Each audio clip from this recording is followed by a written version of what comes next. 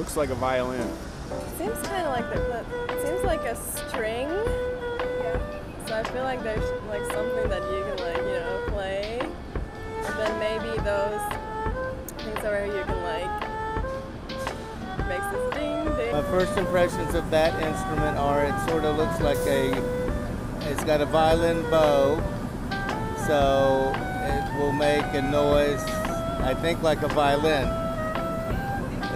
Even for those who have heard of this Chinese musical instrument, it is highly possible they heard it in a subway station, where a middle-aged man plays melancholic melody against the rattle of rails and the roar of the train.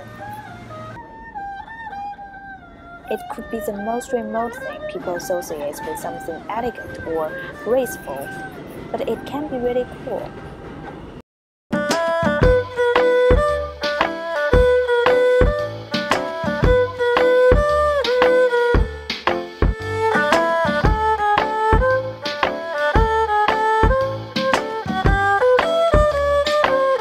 Dance of the String is a piece that I composed 2 years ago, but it used jazz elements in that song. Jazz is an element that everybody understands in New York City, especially in America in general. So if I use this element that they understand and put it in my music with my traditional instruments, that will be cool for them to understand easily.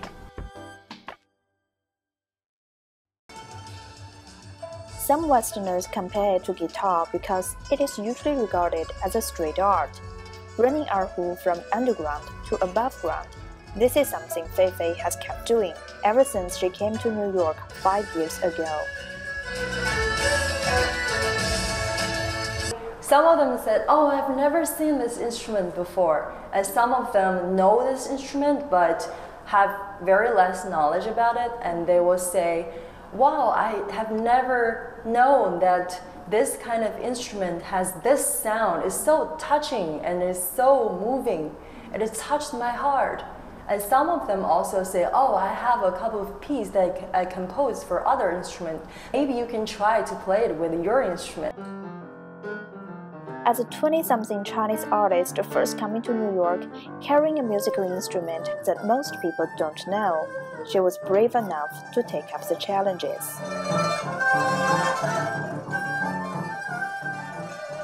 I brought my instrument to some international stages like Lincoln Center, Carnegie Hall, even NBA games, just because I really want to reach to more audiences and make them know that the beauty of Chinese music and Chinese instruments.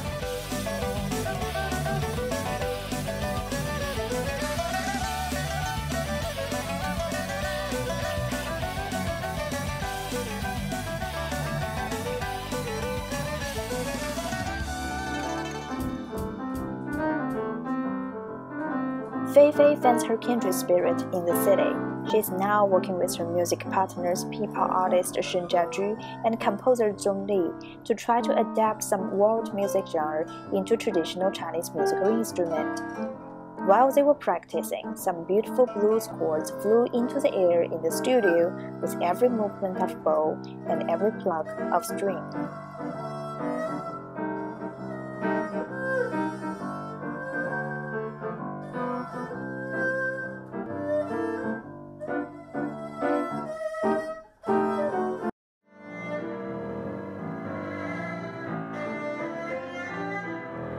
In recent years, they have been invited to perform at the United Nations, Lincoln Center, Barclays Center, Metropolitan Museum, and New York Fashion Week, and many other venues.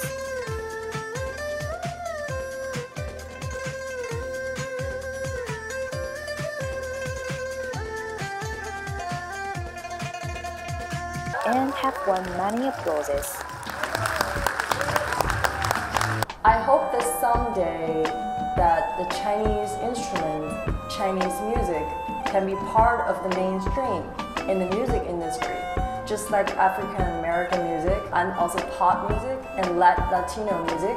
So if we can contribute our music to this country, and also we will dedicate it to contribute our own talents to the music.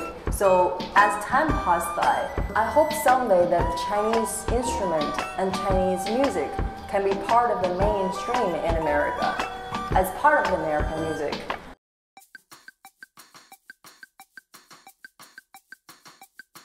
The film industry seems exciting, fun, glamorous, but for those in the industry, it could involve meticulously handling each and every frame, staying up several days in a row, and flying back and forth non-stop.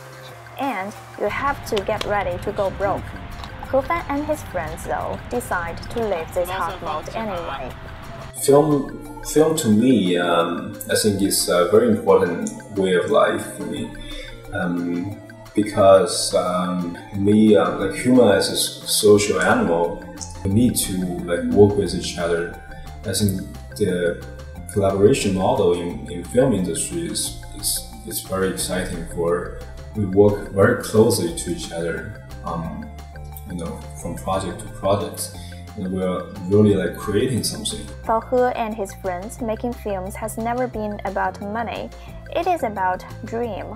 In 2013, they started Enmaze Pictures, providing service for film producers as a Chinese team, and in the meantime, do film production by themselves. So we're not an investment company, we're not a venture capital, so all we do is like on the ground, so how to really make the film. It was tough at the start. Apart from the difficulties that are always faced by startups, they were also waiting in an industry that spends money like water. Red ink was on their budget almost every month, but they did not give up. To produce a short film Measure in 2013, they resorted to crowdfunding and used up every penny when the production work wrapped up. Now their company does location research, casting, applying for film permissions, etc. Along the way, they have found the niche as a bridge between Chinese and U.S. film market. We basically provide production service for Chinese production companies if they have project coming here to shoot, like go to New York or LA or any place in North America. In recent years, more Chinese films are seeking to shoot overseas, in the United States especially. Finding Mr. Right, Margin, The Lost Legend, Detective Chinatown, for example, the list can go on and on. The audience always want to see like more, like exciting and elements in the film. I think locations, foreign locations, is one of the most important elements in the film. Talking about Hollywood films, they always shoot overseas. They shoot in Australia, they shoot in China, they shoot in Europe. So I think it's the same for Chinese films. When Enmaze was working with a Chinese company in producing Margin, The Lost Legend in 2014, the director picked Cortlandt Alley, a narrow street in downtown Manhattan with a post-industrial aura. 3 months before action, however, the city council decided to ban film shooting in the alley due to noise complaints by those living in the neighborhood. After hard negotiation, including submitting a very detailed filming plan to the city council, they were finally given the nod. "You guys are as professional as a Spider-Man crew," said a city officer. It's actually they need this service. So if they have a big crew coming here to shoot and they don't know the production system here, and it's also hard to work with local American companies for their culture and the language barrier. So it's better to have a local Chinese company to provide this service. If the film talk with people, it can really last for a very long time, and a lot of people can get touched and can get changed through a film. And every single person in a film project, their creative input can really make a difference in the film.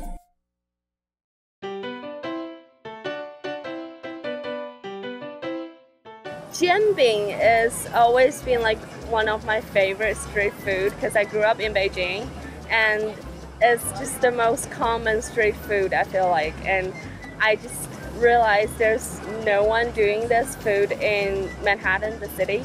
So I thought, it's it's gonna be great. I just had a feeling, yeah. In the movie Chef Carl Casper drives a food truck, enjoys his life, and touches people with his food. In New York, food trucks and food cars are everywhere. These trucks make a very special scene during lunchtime in the city, selling everything from falafel, tacos, burgers, and basically food around the world.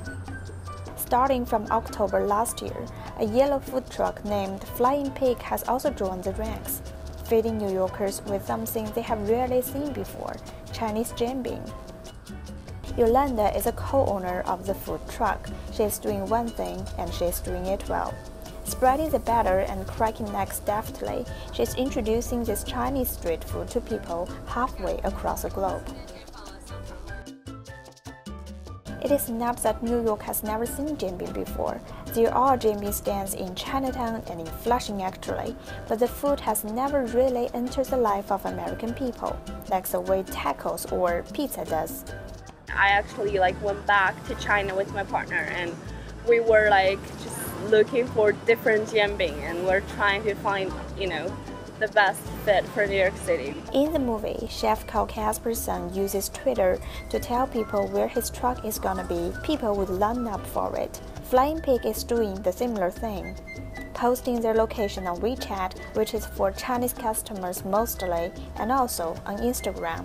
Well, we're a really small startup entrepreneur, so obviously we're relying a lot. We're relying on those really cost-effective or the non-cost advertising or channels. So we're really depending on either WeChat or Instagram. It's just, I feel like young people are very active on those. So yeah, and also convenient. Yeah. For most days, the truck drives to New York Midtown in the lunch shift and Columbia or NYU for dinner. We had this really clear idea of who we want to sell our jianbing to. So we just went to Midtown, and we're trying to go to Wall Street soon, I think. And because that's where all those high-rise office buildings are, and obviously a lot of them are Chinese, and that makes up our lunch crowd. And for dinner, we go to either Columbia University or NYU. The specials Yolanda puts on her menu, like Hongsha roll jianbing, usually sells like hotcakes. She also puts the likes of Kung Pao chicken, Harbin sausage into jianbing from time to time. Not just the authentic Chinese crepe she presents to her customer, the combination of Chinese flavor in one way or another. It was in Midtown lunch shift, and we had this Indian customer and this American-born Chinese. So they were waiting online, and we heard clearly. So the American-born Chinese didn't know what jianbing was, right? Because obviously he was born and raised here. And the Indian customer had our jianbing before. He's a regular. So he's actually explaining to the ABC oh, you know what jianbing is? It's actually blah, blah, blah, blah, blah.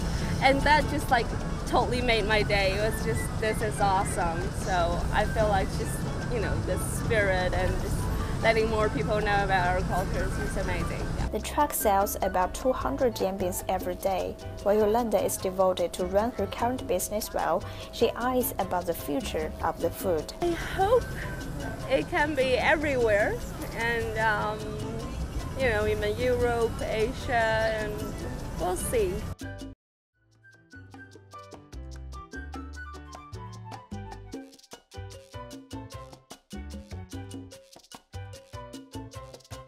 Learning actually is a lifelong process. You have to learn new things every day, and you have to know what's going on in this world. So once you decide what you want to do, you have to always be active. Maybe in the future, every Chinese film will import some American talents, directors, DPs, actors, even gaffers, and we will know how to run those productions. We really want to expand our brand and letting more non-Chinese people get to know what jianbing is, and letting other people know about our culture, our street food, our authentic stuff. So.